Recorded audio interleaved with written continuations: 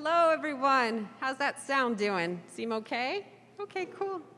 Oh, it's such a pleasure to be here with people face to face, even with the mask on. It's a pleasure to have you all here tonight. So, hello and welcome to our fall creative writing faculty reading. I'm Professor Emily Roscoe, and I'm here to get things rolling. This night is possible thanks to the support of the Department of English and also to our wonderful English administrator, Callie Fleming, who did a lot of work with the logistics and the details for our event tonight. I'm grateful for her help. Thank you all for being here and for abiding by the college's indoor mask policy. Thanks to those of you who are out there tuning in through the live stream. Now, because our readers will be up here on stage tonight, well within good 6 feet of distance, we are been permitted to give them the option to read and present with their masks off because it will improve audibility and it will improve their oxygen intake when reading. So thank you for your flexibility with that. We have books for sale here tonight, and I'm confident that our writers would be very happy to sign a copy if you purchase one. And in fact, our wonderful bookseller, Jamie, said, if you don't have $16 cash tonight, because that's all that is acceptable tonight, if you don't have that, you can still get your book signed. He'll put your name on it, and then you can go to the college bookstore and pick it up later in the week. That's all I have, everyone. I'm here now to just call up Professor Tony Varello, who will introduce our first reader.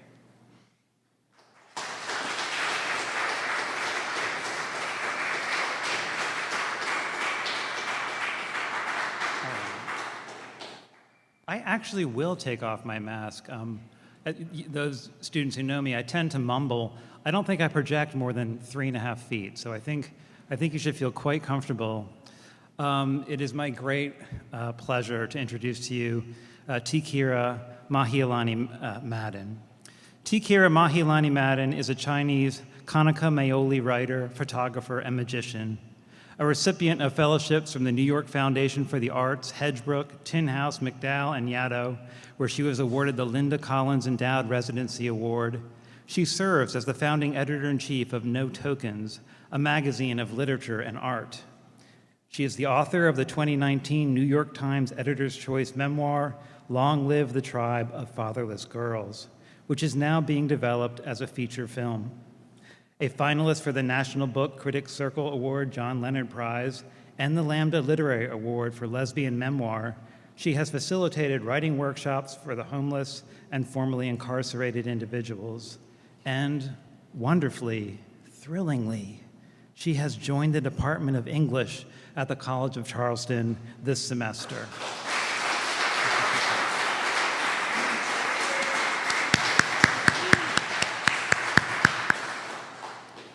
I do love saying that. So, okay, that's the bio. Now I'll go into my introduction.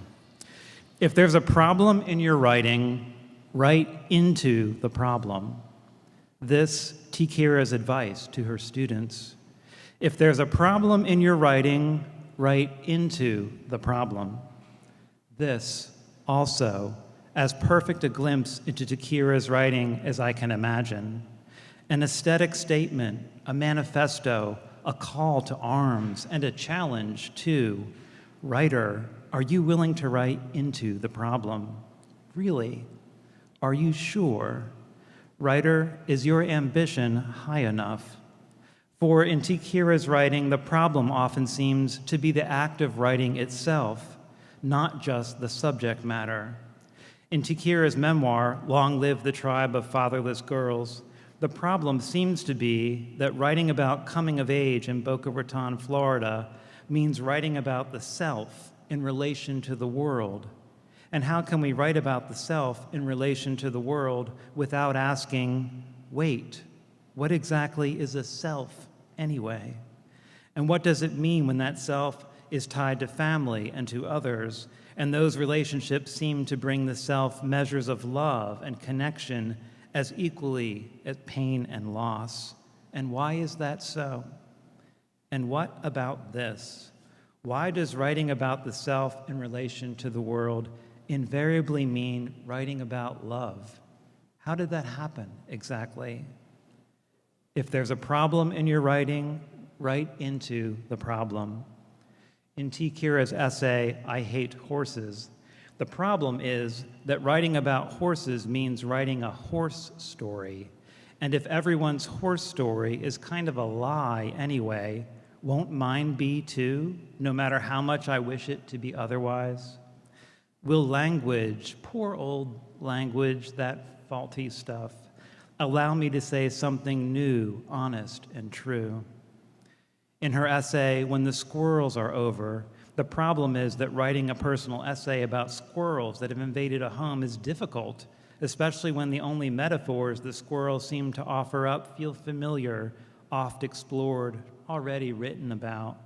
And maybe the better solution would just be to pick up a broom and join Hannah in swatting them instead. If there's a problem in your writing, write into the problem. So how does T. Kira write into the problem? Boldly, for one thing, by embracing everything for another. Her essays wrestle with problems, all while somehow saying yes to problems and yes to the world around her in all its contradictions. Through sentences that head this way and then that, jump from one time signature to another, from here to there and then there, back to the home key at last. Like one of her heroes, Charlie Bird Parker, T. Kira's prose takes you on a journey as it riffs and improvises, finding all the best notes along the way. The last lines of a T. Kira essay seem to say, "Here, do you see? This is where we've been headed all along." And now, T. Kira is heading into the novel, writing into the next problem and toward the next revelation. I can't wait to see where she takes us. Won't you please join me in welcoming T. Kira Māhealani Madden.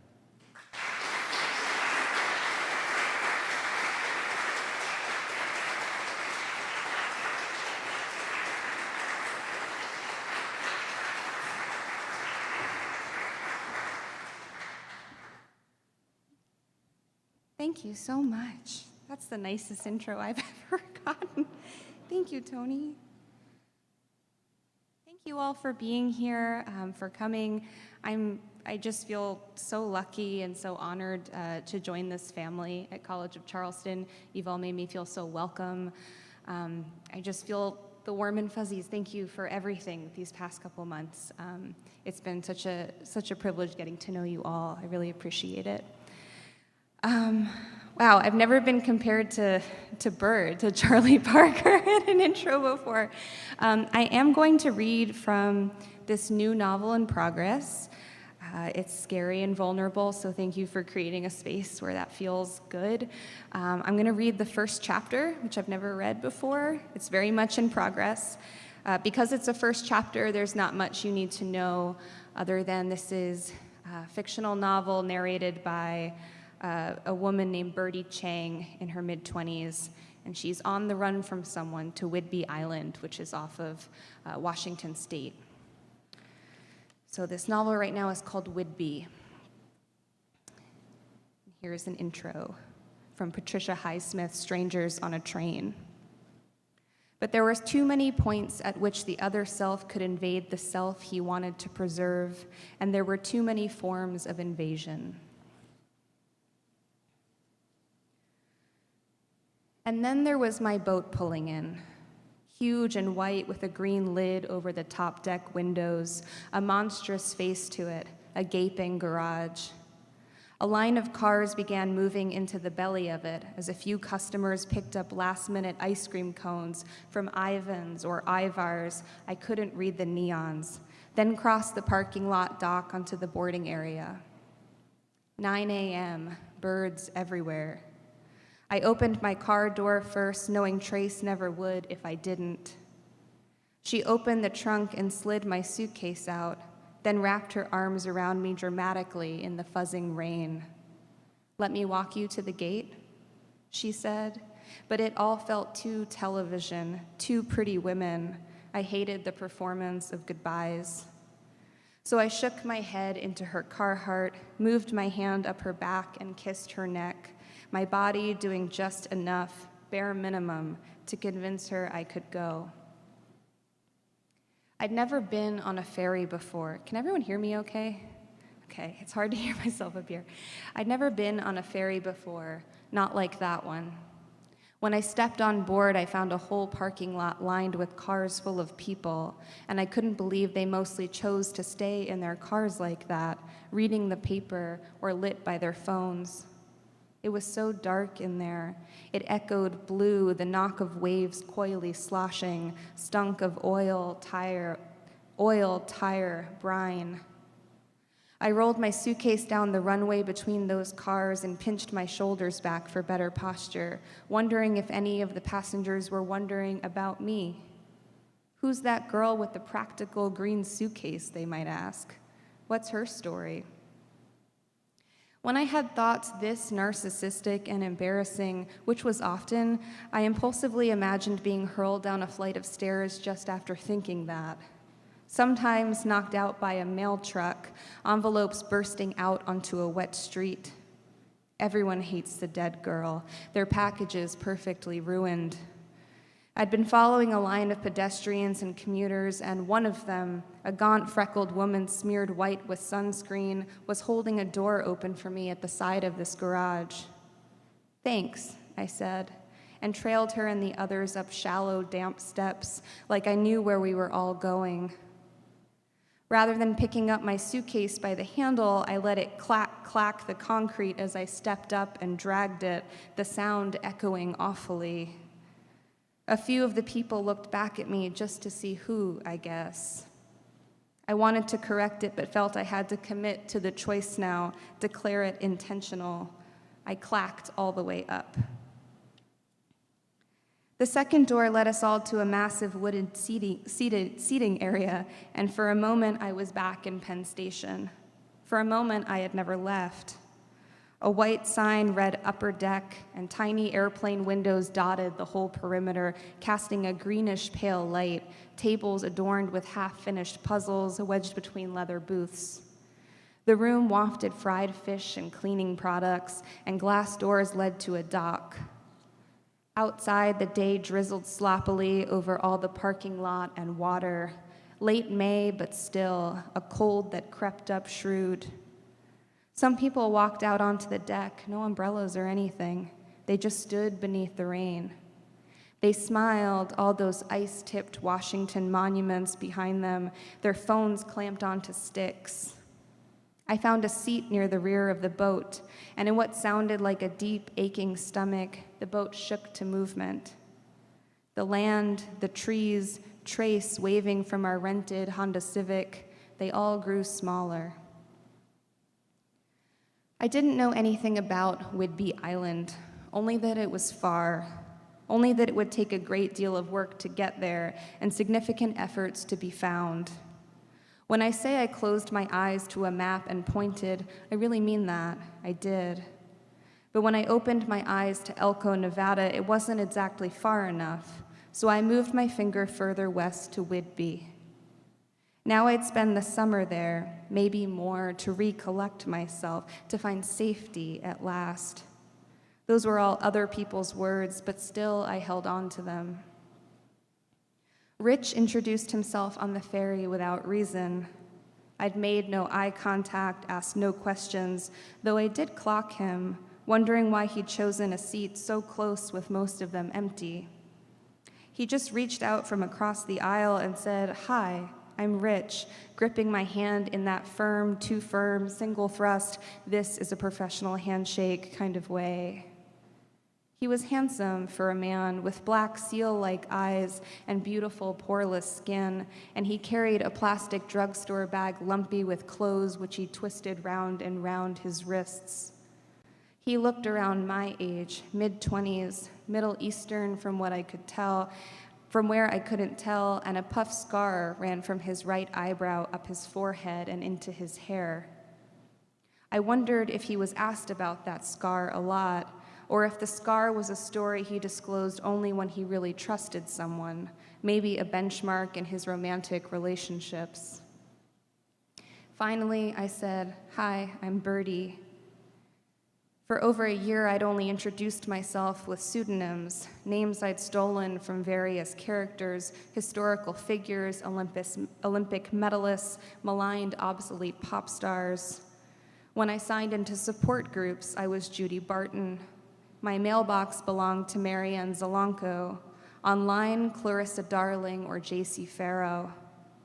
The sound of my own true name prickled, an ash in my mouth like I was getting away with something. Birdie Chang, I went on. Rich was holding a paperback copy of the Animorphs series, which I had loved as a kid. On the purple cover, a boy in a brown jacket transformed into an eagle in vivid holographic layers. "I haven't seen one of those in years," I said. He bent the book back and forth in his hands, testing its flexibility. It made warbly, crinkled sounds. $1 cart at Elliott Bay, Rich said. Collected these as a kid. I guess I wanted to take a trip back in time, and you know, this story really holds up. He slapped the book with the back of his hand as if to emphasize its worth. "There's some literary merit here," he said. I hated men. I hated how a man like Rich could read a book like Animorphs on a boat, unashamed, gleefully, some real literary merit here. He could say something like that and it would be understood as refreshingly sweet, inspiring, maybe. Look at that confident man, someone like my mother might say, not trying to prove anything. Another girl might note the comfort in his masculinity. Of course she would. He'd asked for it. But we were all trying all the time, I reminded myself. That's how we become the people we are, impressionistically, chiseling lumps of our character off the truer form thanks to the reaction of others. There was always the effort to prove, though only some people got to do so with pleasure. I tried to reel some empathy from any part of myself. "I used to like those too," I said. "Same generation, I guess." "You look what, 20, he said. 28. No shit. Asian genes. Same, he said. I get it. "Oh, you don't?" But I left it. I hated when people told me how I looked. He waited for me to go on, though I'd hoped he'd drop the whole thing. Then he gave me a look like he wouldn't. "You Stanford Sun Hat Asians always forget brown people Asians," he said. I rolled my suitcase directly in front of me, snapping the handle down. Then I wrapped my legs around the sides of it, squeezing, remembering the book that was inside. I drummed my fingers on the top of the case to the rhythm of the snare that opens a big, important movie before the horns. I didn't go to Stanford. I went to NYU, but I did wear sun hats. I had nothing to say to that. "You look tired," the man said. "Thanks," I said. "Real tired. I am tired," I said. "What do you have going on the Rock?" "The what?" "On Whidbey." Trace and I had come up with several possible scenarios for this question. I was visiting family, the simplest, but I hadn't come up with more details yet. I was selected for a fancy women's writing residency, one I had looked up in Langley. I was meeting up with researchers to study different kinds of moss. Always I could pretend to not speak English, the quickest way I knew to be left alone, ignored. But I didn't want to try any of that with this man. He was frank and direct and didn't regard me with pity, something everyone had done for so long. Speaking to him felt like a challenge, one I shamefully wanted to pass. So I said, "I'm hiding from someone." Rich fanned the Animorphs cover with the tip of his thumb, back and forth tightly like a deck of cards. He looked right at me, unmoved, and leaned down in a crouch. I waited for more of a reaction, but it never came. "Why?" he asked. "He trying to hurt you?" "He already did," I said. "A pedophile." Still, Rich didn't nudge. His big seal eyes blinked sleepily as if I'd just told him about my plant collection back home. Trace would throw me off the boat if she knew I'd even said this much. My mother would shake me by the shoulders and say, "Are you out of your fucking mind? You go this far and then blab your mouth to a stranger?" She might even get uncharacteristically violent. I knew better than to talk. I knew anyone could be working for Calvin, maybe a friend he'd met inside. But there were so many lessons I'd never learned in my life, so many mistakes I'd continued to make, and some thrill giving up and into that disjunction. "So how's he gonna hurt you again?" Rich asked, sincere, maybe, in his asking. "Well, he'll never give up," I said. "He's more or less free now. He calls, he writes, finds me no matter how many times I change emails or addresses. What does he say he wants? To hurt you?" "He says he wants to apologize, but that's violence too." "Does he apologize?" "Depends. On what? On how you see it, on how you think of apologies. So what's the issue?" A woman pushed in from the deck, and the wind fluttered Rich's black hair before the door snapped closed. She was yelling into her phone to someone named Joey, and she said his name a lot. "Joey," I said what I said. "Listen, Joey, I'm not coming to Ballard. Joey, don't be so stupid." "The issue," I said, "is he's going to hurt me." "Words aren't violence," Rich said. "He's inflicted violence on me, on a few people, and he'll do it again." "Well," Rich said, "you say he's a pedophile. Why would he be interested in you now?" I didn't like somebody else talking about Calvin as if he knew him, coolly calling him a pedophile. It was unnerving to hear it so casually with no bulk to it, and his tone flattened my deliberate description and my fear into a dust. The whole life I'd lived leading to the word of who Calvin was, that thorned understanding of what happened. "You don't know what the fuck you're talking about," I said. "Oh, there it is," Rich said. "That's where it lives." I looked down at my fingers as if something were stuck there under my nails, something to be addressed. My fingertips frayed pink from picking. I tried to focus it, the swell, the heat rising inside, the feeling that took me by the gullet ever since he happened to me. "It's because you're too nice," Rich said. "Guys fuck with girls like you because you let them, because you're nice." "I'd kill him," I said, "if I could. I'd shoot him in the dick." "That's how you'd do it? The dick, then the head?" "No, you wouldn't," he said. "Let me guess, you sleep with a gun." "Sure." "What kind?" "I don't have to tell you." "You sleep with a big boyfriend too?" "I'm a dyke." "Hey, I'm cool with that," he said, both palms at me. Then a thought behind his face, a twitch at the corner of his mouth. "You'd let him do it again before shooting him, guarantee." "You don't know anything," I said, and we sat there for a moment with nothing. "I didn't even go to Stanford," I said. The woman screamed at Joey some more, though I thought Joey had been a boy, but now it sounded as if he'd been a lousy lover and owed her money. The woman threw the phone into her big purse and said, "Unbelievable," to the rest of us. "Where's the bad guy live?" Rich said. "Florida." "You from Florida?" "Miami." "Where's he in Florida? I got friends in Opelika." "Near Coral Springs," I said. "Do you know where that is?" "Coral Springs, Coral Gables, I know all the corals," he said. Maybe he thought that was very clever. "You know what a pervert park is? That's what they call them in Florida, where molesters live." "I work in Florida a lot, between the cargo ships and cruise lines," Rich said. "What do you do, exactly?" "Boats, deckhand, marina stuff." "We'll ask around for Gateway to Grace," I said, trying to prove something. "Or take a visit under the causeway next time you see your friends." Rich nodded his head like he was thinking. He slapped the book down next to him, then buried his face in both hands, as if he were just offered some kind of mildly inconvenient news. The sun flickered between the clouds, and a little girl on the deck threw pieces of bread or crackers at some gulls that curved down to it.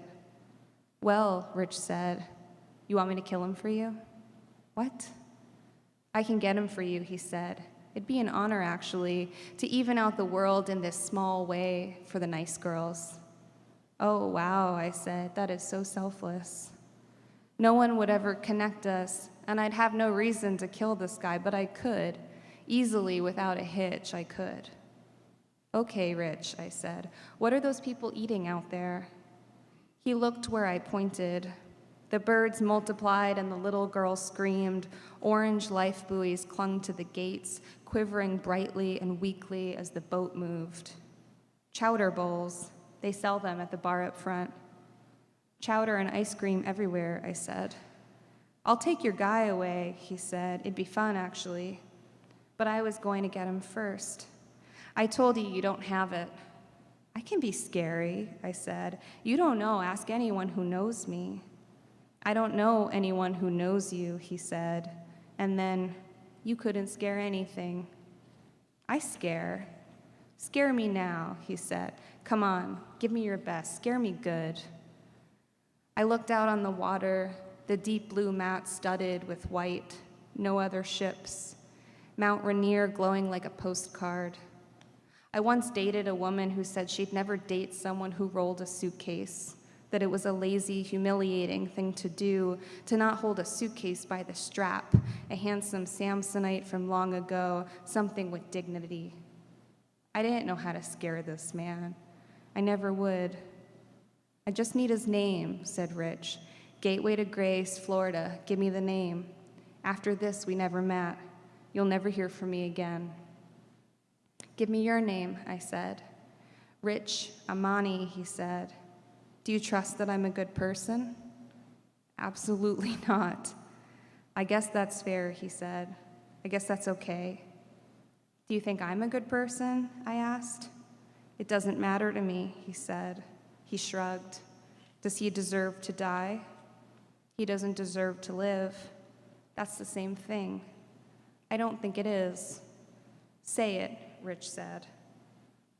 Every day when I wake up, that's the first thing I wish for. Him gone. Well, give me the name, he said, if you want me to. I stared at him and he stared back. A dare with our eyes, who'd break first? That Disney villain scar, his twisting bag of clothes. I smiled, caught myself, straightened back up, serious now, scary. Then I broke again, laughing, and my nose huffed as I tried to keep up. He didn't think I could. Calvin Boyer, I said, and he stood as soon as I said it. Well, wasn't that easy, he said. Good for you. He slipped the book in his back pocket and walked away toward the food. Thank you.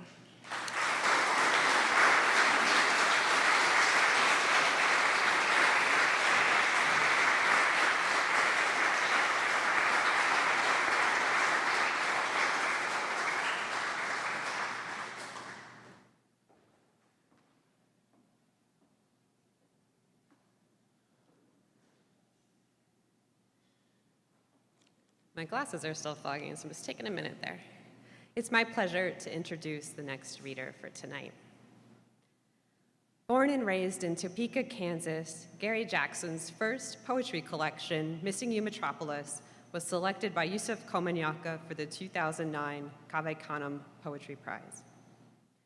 His poems have appeared in Callaloo, Tin House, 32 Poems, Crab Orchard Review, Third Coast, Copper Nickel, and Motion Poems, which is really cool. It like turns your poem into a little video. And his work has also been published in Shattered, the Asian American comics anthology. He is the recipient of fellowships from Cave Canem and Breadloaf, and the Poetry Society of America has featured him in their prestigious New American Poets series.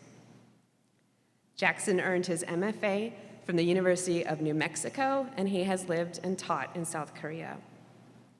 He's currently associate professor and director of undergraduate creative writing here at the College of Charleston. One urgent message that Gary Jackson's new book, Origin Story, seems to tell us is that not everything vanishes with certainty. Jackson's poems make a rare, heart-rending conjunction between the communal habits of memory and the singular, startling awareness of selfhood and aging. This dynamic is embodied in the book's investment in portraits and documentary poetics, especially with the series of interview poems, where we get to hear the exchanges of mother and son recounting family stories. The voices are tender, humorous, serious, and sad. Sometimes the elegiac tone is tempered with more plucky assertions, such as the moment when one poem, channeling the voice of the mother, unleashes a big old fuck death. While complete conversations are never scripted fully in the interview poems, we encounter the musicality of two voices, spotlit by white space and silence. The erasure form that guides these interview poems so brilliantly enacts the workings of memory, reminding us that we are only able to access so much. Across the collection, poems shift temporalities, entangling the past with the present, and challenging the ease of a straightforward story arc. Yet together, the poems create the collage of a family tree that is complex, painful, beautiful. These poems go searching for answers, for consolation, only to find that the search is flawed. We blame the origin of things instead of the things themselves, the poet tells us. Origin Story also brings together many different landscapes: Kansas, Korea, Charleston, places that have been lived in, places of personal dislocations, and places that remain dotted with ghosts. In Watch, a poem set after the racially motivated murders at the Mother Emanuel AME Church, in this poem, a set of gorgeous, vulnerable lines effortlessly glides from the quiet praise of a family's protective instincts to a profound revelation and lament of the speaker's body. Those lines go, "There are two women in my life who will always fear what happens to my body. And this awareness makes me more aware of my own body than I have ever been. And there's no way to communicate this to you who are not inside this body. You just have to trust." These marvelous lines that turn directly to us, a you that is all of us, are remarkably astonishing because these lines do the very best work of poetry. They extend a self's interior life out to others. They invite us to join in, to reside inside and alongside that experience. These poems have a unique power to summon everyone's lost place, everyone's lost past. Please welcome Gary Jackson.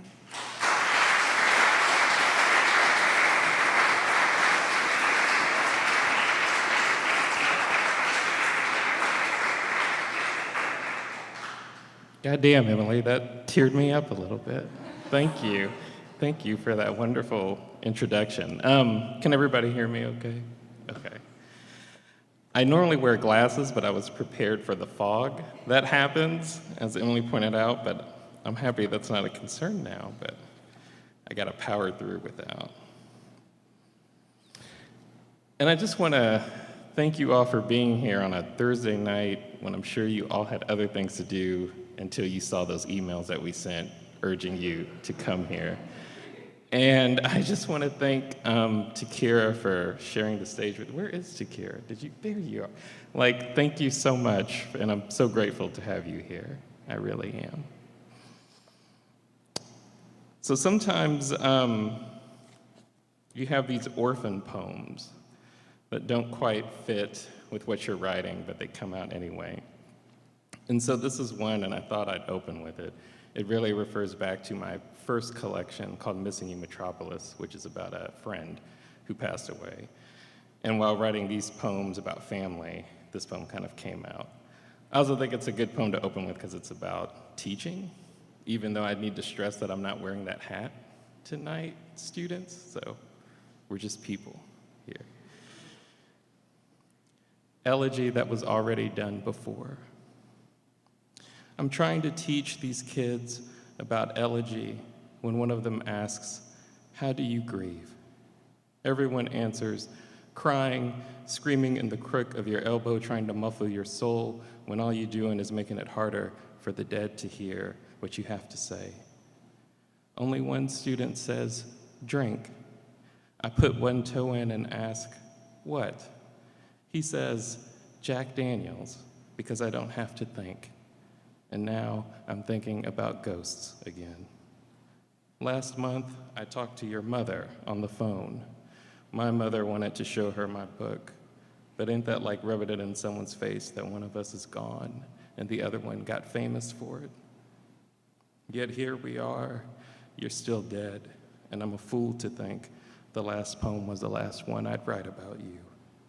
At parties, people who don't know that too much ash sours the soil ask about you. I buried 2 fingers in my temple, one fingernail buried under skin, the other not far behind. Everything is about loss, about stories, about superheroes, about trying to show these motherfucking students what an elegy is really about. It's about the student who asked, "Who's your favorite superhero?" And I said, "Spider-Man," when I should have said you.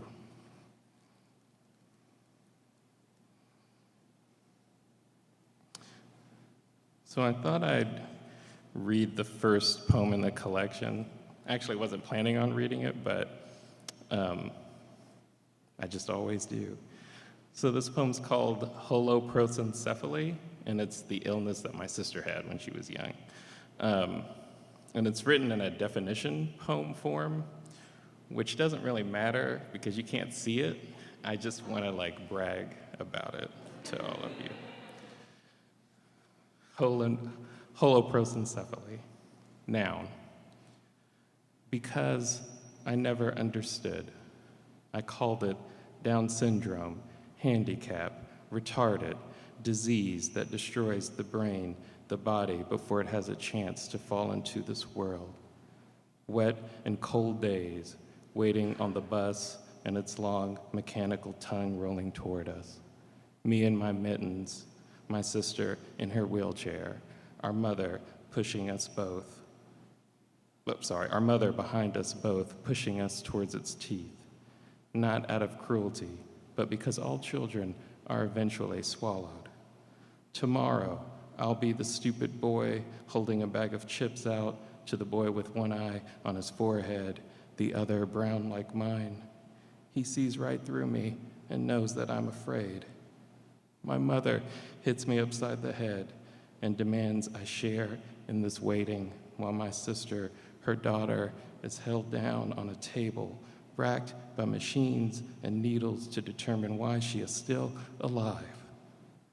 This was supposed to be a definition poem, but I'd rather define the shape of my ignorance, my mother's loss, my own silent betrayal when years later, out of nowhere, my mother said, "I never meant for us to grow up so fast," apologizing for the simple fact we were alive. I forgot my tongue. I went back the years when my mother, younger than I am now, raising 2 children, would sometimes burst into song. I am immortal, I have inside me blood of kings, made me a believer that be it flood or fire, hurricane or heart attack, gunshot, or simply the body giving itself back to dust, we could never die, save slowly, until there is only one of us left.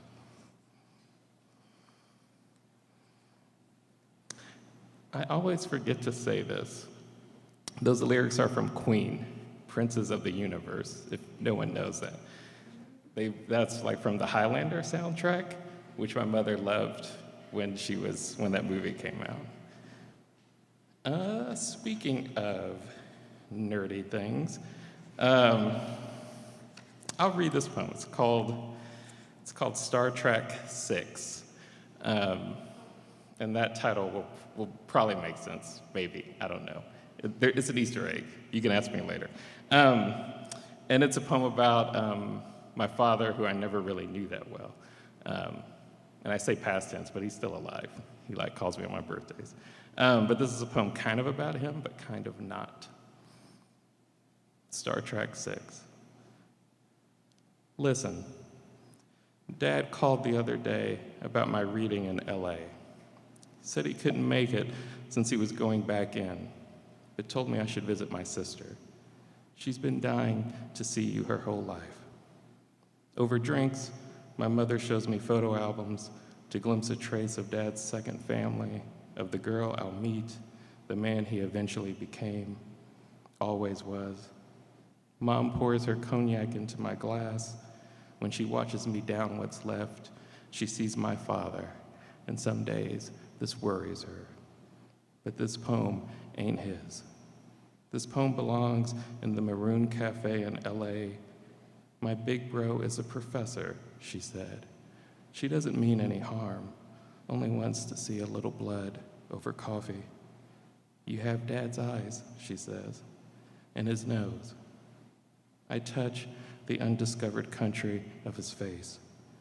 Each of us struggles to become what the other conjures, takes pictures I've since lost. Call me sometimes, bro, as if saying a thing makes it true.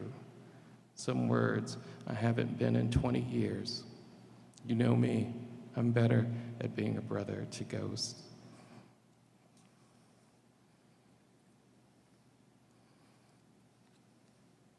So I thought I'd read one of the erasure poems that Emily talked about so eloquently in her intro. And yeah, I don't know, like, it's hard to start with what you should know, except for sometime after my first book came out, my mother invited me to her apartment and said we should just talk and look over old photos. And she says, you could record me, and maybe you'll turn this into like poems or something at some point. And I was like, sure. And 6 years later is when I finally looked at these and kind of turned them into these poems. So it wasn't really premeditated, but it kind of was, if that makes sense. And so most of the poem is in my mother's voice, and there are very few passages where it's my voice. So I'll try to like put up like quotes or something, or hold up two fingers just to help signal when it's me talking. And really all I do is ask questions in these poems. I'm still gaining a taste for these poems, if that makes sense. I kind of wish he was here, because that would be better in a way, but it would also be much worse. And I should have said this too, my mother was born in Seoul, South Korea, so that's like a whole thread as well. So there are like Korean words in it, which I don't really explain. It's just if you know, you know. Interview featuring girl in Hanbok. I didn't like a lot of shit going on, you know. Daddy was an alcoholic. All his buddies still remember me because I'd be in the joints while he was drinking, shooting craps, or whatever they doing. Daddy just want a boy. All them Korean costumes are boys' costumes in them pictures. Like Hanbok? Yeah, that's them, the one with the peak, them's boys' clothes.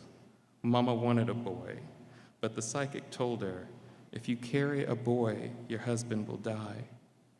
Dad almost drowned in Korea. Mama always liked them psychics.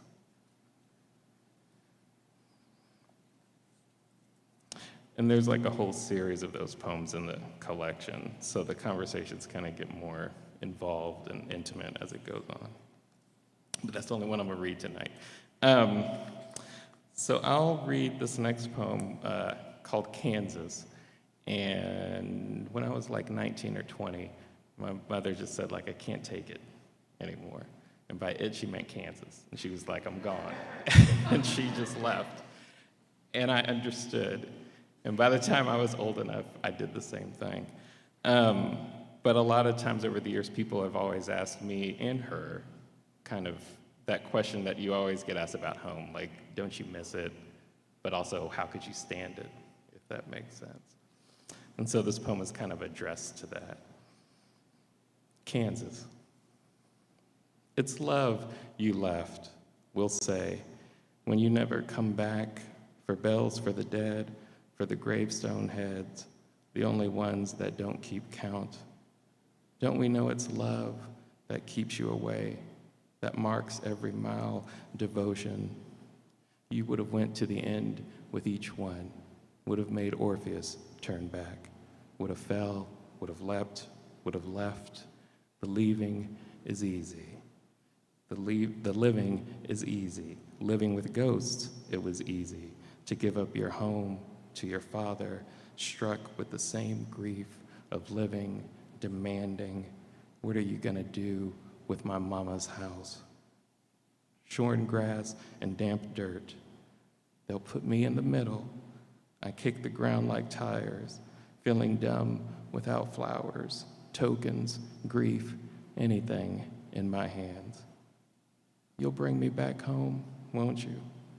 Stamp it down as if the flat earth could answer sometimes. This too is love. You left.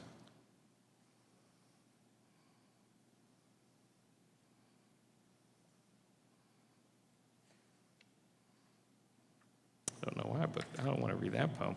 Let's read a bar poem, I guess. Yeah. That seems appropriate. I feel like I have to buoy the mood a little bit.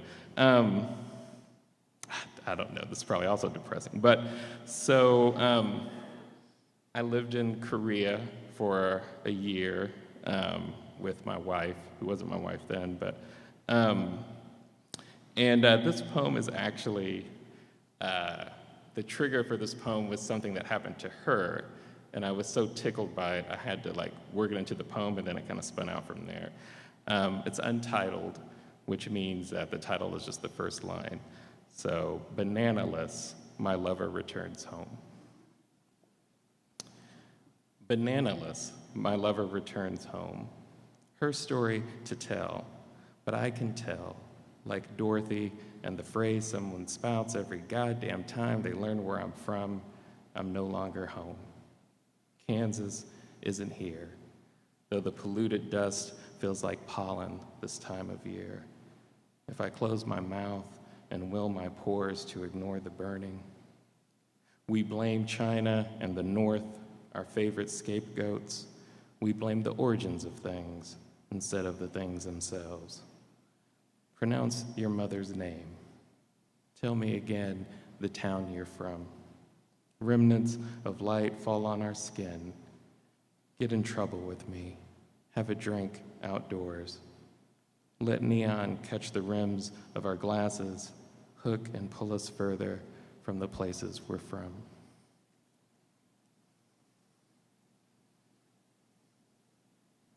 So I'm just gonna read 2 more poems. And this next poem is super short. And I don't know, I just really like it. It's another interview poem. Interview featuring White Boy. Where's that one boy I used to throw rocks with? He's probably gone. You used to throw rocks with or at? With. He's a bad white boy. That's it. So I'll close on this poem. It's called Arlington. And one of the interesting things you know what? I never told you I was gonna tell you the anecdote of that bar poem or the banana poem. So, both. So that literally happened. She came home and said the grocery store clerk just took her bananas from her and told her she couldn't buy them. And she does not know why. We still don't know why. And she was so despondent about it, but also hurt and confused in a way that you are when you're in another country. And we still don't know. I think it has something to do with she didn't weigh it or do something with it right. But anyway, that's it. That was that poem. So this poem is called Arlington, and the other thing that happened when I wrote a lot of these poems was I ended up kind of reconnecting with family as I was writing the poems.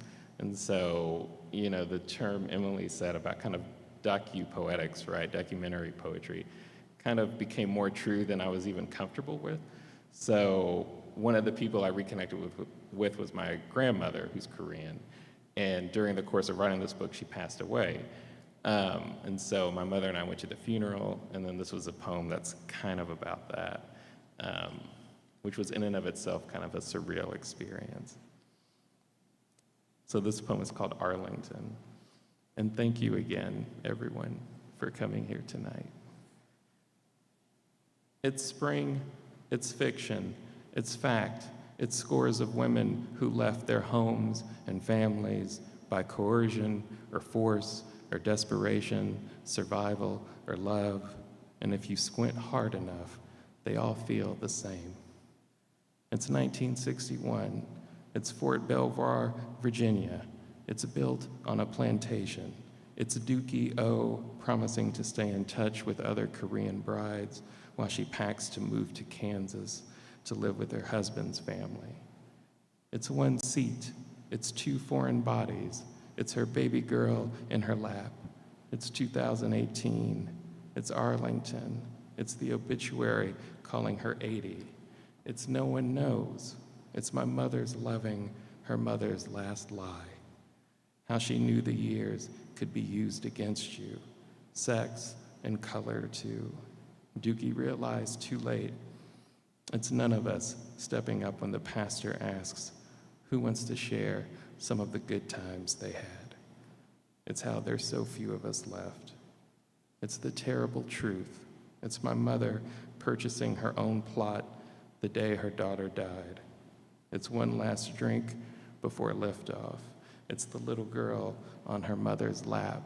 It's my mother who looks forward, looks back to a place she'll never return, says Kansas is death and fuck death.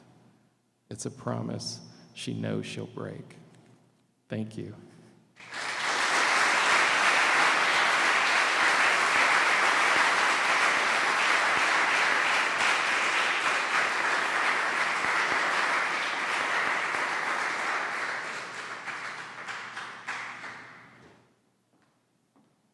Wow, thank you so much to Kira and Gary. Folks, you can take creative writing classes with these amazing writers. I hope you'll think about that. Spring registration's coming up soon, so, keep your eye out. Our writers have said they would entertain some questions if you have any. I will call them maybe up on stage if that's okay again. And there's a mic in the back that our wonderful Jessie has set up for us that you can go up to ask your question.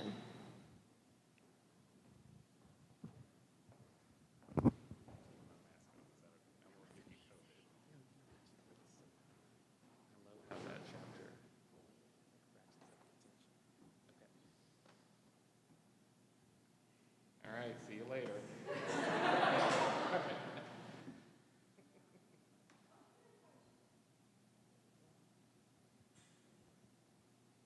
First of all, thank you to both of you. This is one of the best readings I've ever been to. That was just fantastic. To Kira, my question is for you, and I'm just kind of curious as a novelist puts something together like this. Do you know what's going to happen in the last chapter already, or is this going to unfold organically? Yeah, thanks for your question. So I've written about half of this novel. I have vague ideas of where it's going. I know who killed the person, Calvin, who was mentioned. I mean, that happens the beginning of chapter 2. But once I know something, I have to look away from it so that not everything points in the direction of what I know, and be open to feeling surprise as I tell my students every week. So vague ideas, but now I'm trying to bury them now that I have an idea. Thank you for asking.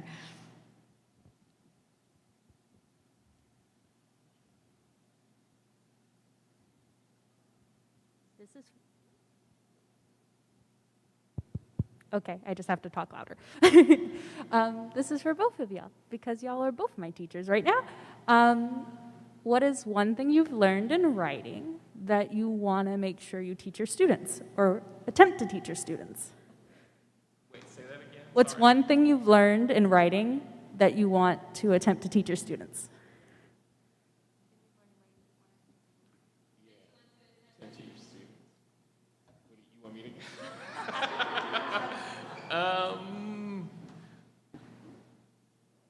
I don't know. I don't know. I tell my students all the time when they write about things like, whatever it may be, like personal loss or heartbreak or, whatever, you just have to make it your own is one thing I learned, like that idea that you need to make it relatable.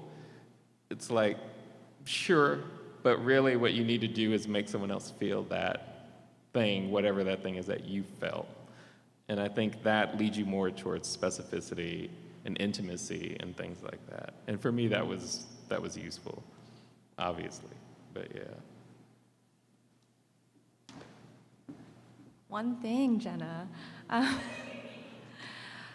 agree with all that, Professor Jackson. I would say that to be a writer is not a matter of accomplishments or awards or prizes or publications. That is so often the emphasis in programs and conversations. But to be a writer is, as we do in our class, to notice, to observe, to bring that to a space and share with others. Like, I observe this thing, isn't that wonderful? So others can observe the same thing. And that's what it is, I think, to be an artist, to make record of those things and to therefore keep record of a time, a climate, an environment, an atmosphere, rather than all the other noise that we tend to get caught up in.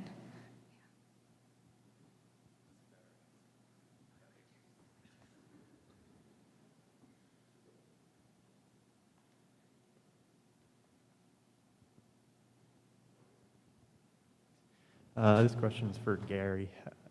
So I'm taking my first poetry workshop since undergrad right now. It's like kind of a whole new world for me. I'm usually doing fiction writing. What's your revision process like? Or do you believe in extensive revision, or is it kind of like a one and done? I'm a huge fan of revision. Wait, I guess I should talk over here. I love revision. Like, I love it more than I love generating the initial draft, I will say.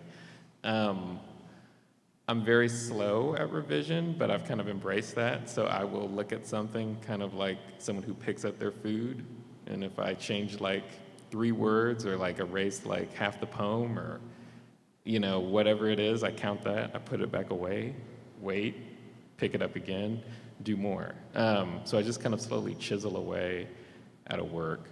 I don't know if that answers your question or not, but your best ally is time, kind of time away from your work, as well as having other people that you can share your work with that won't just like blow smoke up your ass, right? I think those are like 2 very essential things. Thank you.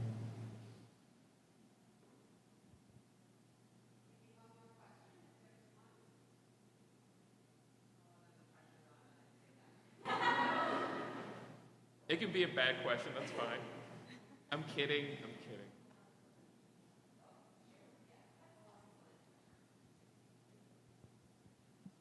You both do such a great job of capturing really complicated emotions in your work from my experience with your readings tonight and with reading your previous work. And I was just wondering what you do whenever you're writing about those complicated emotions that you maybe personally haven't dealt with, like, or processed fully for yourself, and like how you digest those in a way that makes it so relatable for your readers, like how you go about writing about difficult life experiences. Sure. Just like kind of how you go about writing about difficult life experiences. Thanks. I'm going to go back to Tony's beautiful intro where I really believe in writing into a problem. If I already know the answer of how I or a character should feel or how they should react to something, then it probably won't be very interesting if I write about it. But if I write into literal questions that I have about just humanity and life, I think that's what this project is for me, of all these things I don't understand in terms of violence and carceral justice and like intersectionality with violence and care. Those are all things I'm working out on the page, so I only write into things that I'm looking to find out for myself, if that makes sense. And as a teacher of mine, the writer Joanne Beard once said, you can't have shadow cast without a light on it, and so I always think, what's the light, and then what's the shadow cast? But you have to have both. So if I have a character that feels flat, I ask myself those questions. What's the light source, and then what does it show?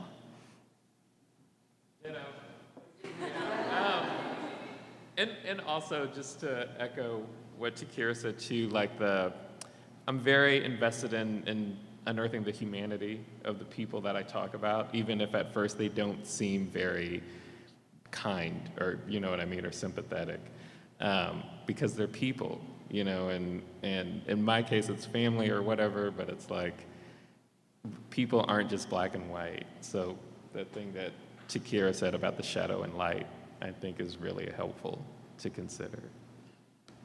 Thank you.